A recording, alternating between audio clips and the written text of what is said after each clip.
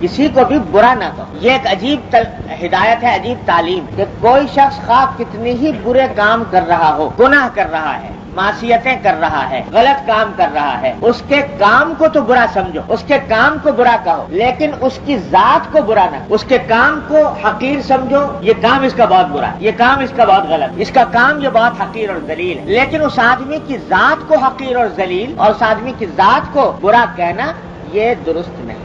یہ بڑی عجیب اور غریب تلقین ہے ہمارے دین. کیوں؟ اس واسطے کہ ذات کو برا کیا کہتے ہو, کیا پتا کہ اس کا انجام کیا ہونے والا ہے, آخرت میں اس کا انجام کیا ہوگا. آج بے شک برے کام کر رہا ہے اور برے کام کرنے کی وجہ سے تم اس کے کاموں کو برا سمجھ رہے ہو, اس آدمی کو برا سمجھ رہے ہو, لیکن کیا پتا اللہ تبارک و تعالیٰ اس کو توفیق عطا فرما دے, اصلاح فرما دے, اور مرنے سے پہلے اللہ تعالیٰ اس کو اچھے اعمال کی توفیق دے دے. جب اللہ کے پاس پہنچے, اللہ تعالیٰ کے پاس پاک صاف ہو گئے, تو اس واسطے کیا پتا کہ کون بہتر ہے. تو اس واسطے کسی بھی ذات کو, کسی بھی شخص کی ذات کو, یہاں تک کہ کافر کو, ذات کو برا نہ سمجھ. اس واسطے کہ کیا پتا اللہ تعالیٰ ایمان کی توفیق دے دے, تم سے بھی آگے نکل جائے. کتنی مثالیں ہیں کہ آدمی کافر تھا, فاسق تھا, فاجر تھا, لیکن اللہ تبارک و تعالیٰ نے توفیق عطا فرمائی, اچھوں سے آگے نکل گیا. حدیث میں فرمایا نبی کریم سرور عالم صلی اللہ علیہ وسلم نے کہ العبرۃ بالخواتین, اعتبار خاتمے کا ہے. خاتمہ کس حالت پر ہوا؟ خاتمہ اگر ایمان پر ہوا, عمل صالح پر ہوا, تو اللہ تبارک و تعالیٰ کے ہاں مقبول ہے, تم سے کہیں آگے پہنچ گیا.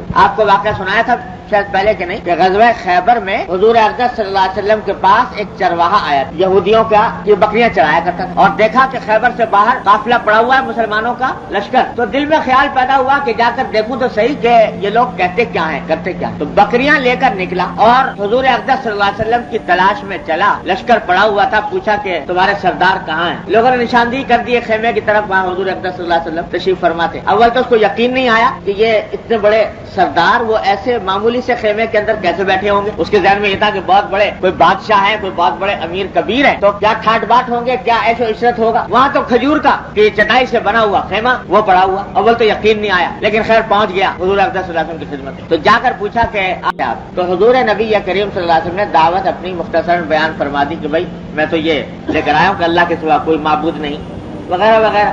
سادہ سا آدمی تھا, پوچھنے لگا کہ اگر میں آپ کی اس دعوت کو قبول کر لوں تو میرا کیا انجام ہوگا, میرا کیا رتبہ ہوگا. کہ تمہارا رتبہ یہ ہوگا کہ ہمارے برابر ہوگے, ہم تمہیں گلے سے لگائیں گے. تو وہ کہتا ہے کہ آپ مجھ سے مذاق کرتے ہیں, میں کہاں اور آپ کہاں, میں ایک ادنا چرواہا, آپ اتنے بڑے سردار, اور آپ کہتے ہیں کہ مجھے گلے سے لگائیں گے. میں تو جسم سیاہ فام ہے, بدن سے بدبو اٹھ رہی ہے, ایسی حالت میں آپ مجھے کیسے گلے سے لگائیں. حضور اقدس صلی اللہ علیہ وسلم نے فرمایا کہ نہیں, ہم تمہیں گلے سے لگائیں گے. اب تم کہتے ہو کہ سیاہ فام ہو, تو اللہ تبارک و تعالیٰ تمہارے جسم کی سیاہی کو تابانی سے بدل دے, اور تمہارے اس جسم سے اٹھنے والی بدبو کو اللہ تبارک و تعالیٰ خوشبوؤں سے تبدیل کر دے. اس اللہ کے بندے کے دل میں ایسی کچھ بات بیٹھی کہ اسی وقت اس نے کہہ دیا کہ اشہد ان لا الہ الا اللہ اشہد ان محمد رسول اللہ, مسلمان ہو.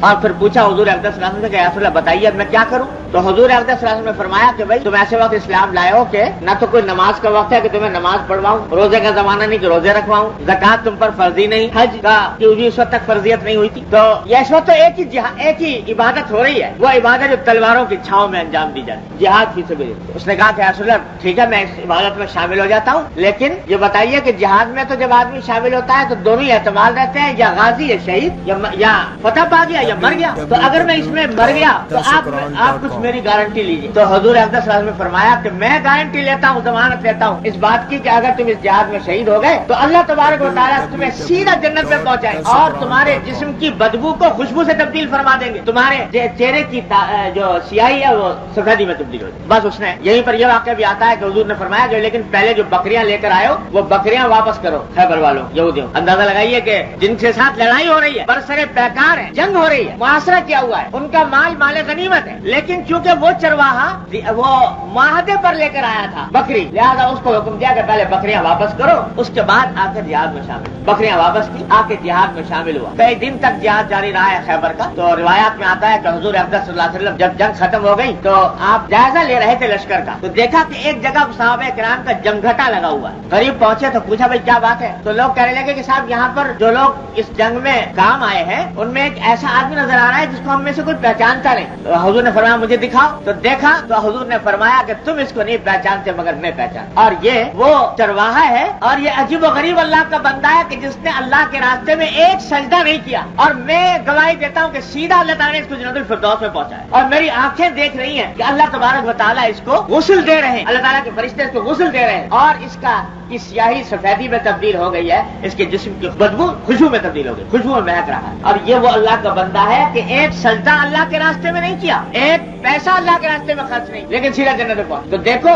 اگر کچھ عرصے پہلے موت آ جاتی تو سیدھا جہنم میں جانا تھا, اور اب موت آئی اس حالت میں کہ ایمان لا چکا, سرکار دو عالم صلی اللہ علیہ وسلم کا غلام بن چکا, تو اللہ تعالیٰ نے اتنا بڑا انقلاب پیدا فرمایا. تو العبرۃ بالخواتین, اعتبار خاتمے کا.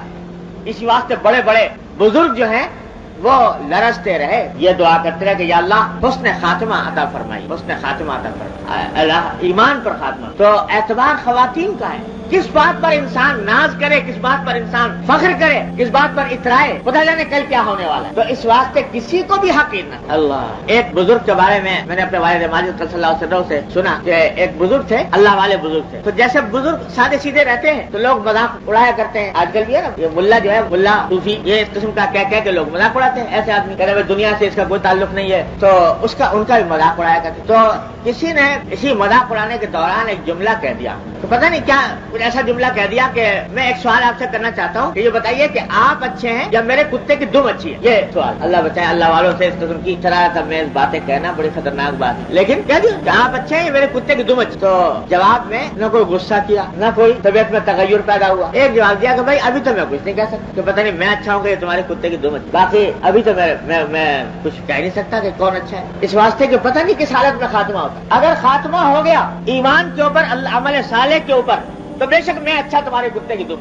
اور اگر خدا نہ کرے خاتمہ خراب ہوا, یقین تمہارے کتے کی دم اچھی میری مجھ سے. اس واسطے کہ وہ کم از کم جہنم میں نہیں جائے گی, اس کے اوپر کوئی تکلیف نہیں, اس کے اوپر کوئی عذاب نہیں. اور اگر میں برے حالت میں مر گیا تو پھر اللہ بچائے کتے کی دم ہی اچھی ہے مجھ سے. تو یہ اللہ کے بندوں کا معاملہ ہوتا ہے کہ وہ خاتمے پر نگاہ رکھتے ہیں. اس لیے فرمایا کہ کسی بھی بد سے بدتر انسان کی بھی ذات کو حقیر نہ جانو, بد سے بدتر انسان کی ذات کو برا نہ کہو, اعمال کو بے شک برا کہو, اس کا عمل خراب ہے, وہ شراب پیتا ہے, وہ کفر میں مبتلا ہے, وہ فسق و فجور کا مرتکب ہے. اعمال کو برا کہو لیکن ذات کو برا کہنے کا جواز نہیں, جب تک کہ معلوم نہ ہو کہ پتہ نہیں کیا ہونا.